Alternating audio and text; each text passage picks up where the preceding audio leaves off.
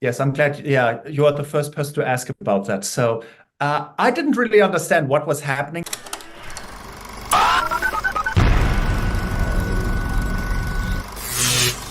Hi, I'm Kristen Maldonado from Pop Culture Planet. Ken, it's great to meet you. And Kristen, it's good to see you again. We spoke at New York Comic Con a few years back.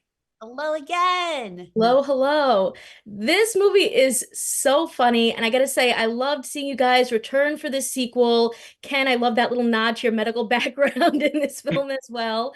And I love that this is a coming of age story, not just for kids, but for parents too. So I was wondering if you took anything from this film that you were able to bring into your own life with your own kids.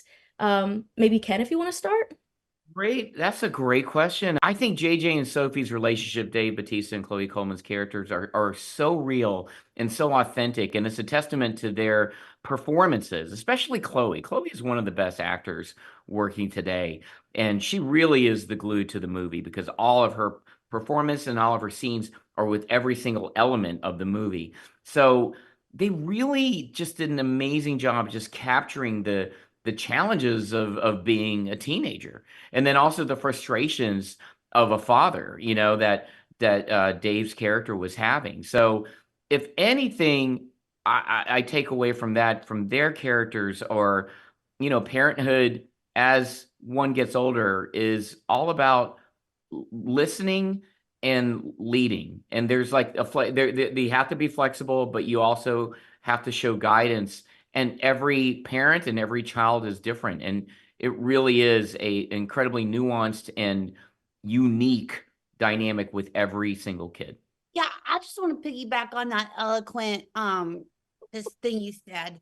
Because I what I loved about this movie too is that I think it really showed like how being a parent is just having to completely change.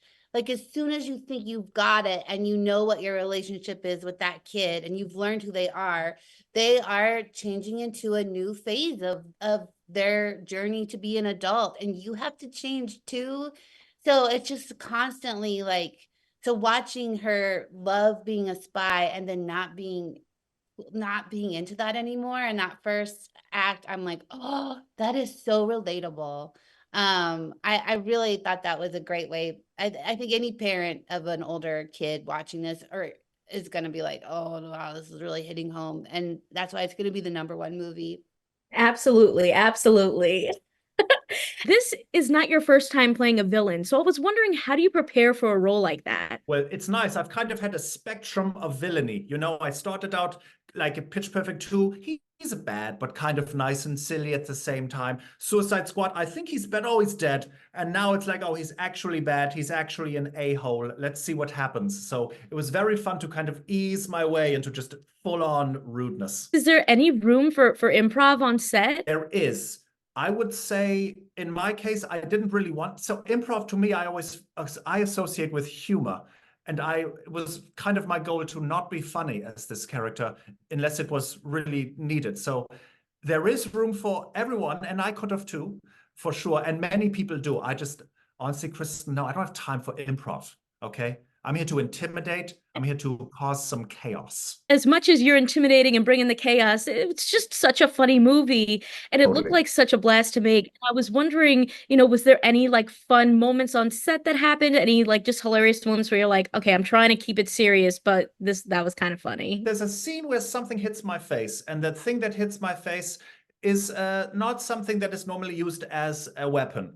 And so reenacting this over and over again was a very fun time. I know it can be funny me telling it to you now, but when you watch the movie, you will know what I'm talking about. And that was probably one of the more hilarious, confusing times on set. Your character has a dating profile that we get to see, and I was wondering if you got to like help, with those photos or anything, what that was like setting that up. Yes, I'm glad. Yeah, you are the first person to ask about that. So I didn't really understand what was happening. Like, hey, send us a couple of photos. So, and they it's very vague. So, like, yeah, so I had a shirtless photo and a couple of things.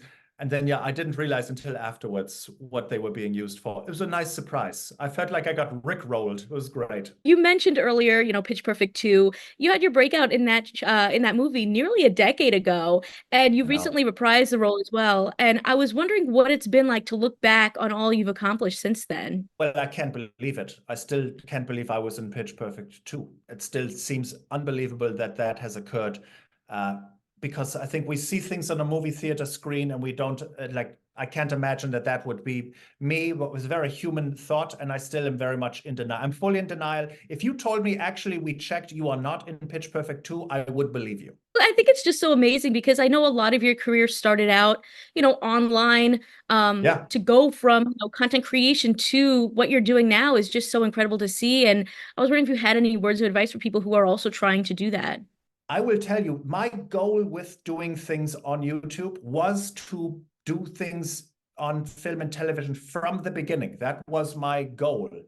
I do think if you aim for a thing with your brain, that's where you go. Like, I just took a motorcycle lesson and they're like, listen, many people are like, they see a tree and they don't want to hit the tree. They look at the tree and they hit the tree. You hit whatever you're aiming for. So if you're aiming for a thing, that is what you should do. Your brain kind of subconsciously makes decisions to get you there. So my advice would be just have the intention of what you want. It's not magical. You just, then your brain, you start to, oh yeah, well, I should do this because that makes sense. That's all I did. And I got very lucky. I'm so lucky. That's it. Your characters do end up together in this film, which I thought was so much fun. Were you surprised by that? And what do you think about a third movie where we maybe get to explore that? I think it's pretty clear that Ken and I are going to take over Hollywood. I'm sure there is meetings are getting set. What's that? Oh, do you hear the sound? It's behind those red doors. Yeah. Oh, yeah. We need them. No, it would be so fun to I can't think of where we would go except for I'm hoping that we would always be working together on some capacity. Maybe we have a falling out and you're trying to win me back. Yeah, maybe that's the case. Yeah, Let's just talk closer to this. Yes, maybe. And I'm doing some crazy shit and we're trying to make each other jealous. I love it. I love it. I mean, there's so much we could do. Well, I'm crossing my fingers for like you said, for it to go #1 and maybe we get another movie in another country and it's about you guys' romance. Huge wedding. Kristen, yes. A huge wedding. In Machu Picchu. Oh, I love it. I love it. Well, I want to thank you both so much for your time and congratulations. Thanks so much. Kristen. Thank you. Good to see you. Consider subscribing if you like this video and get even more entertainment news at popcultureplanet.net. See ya!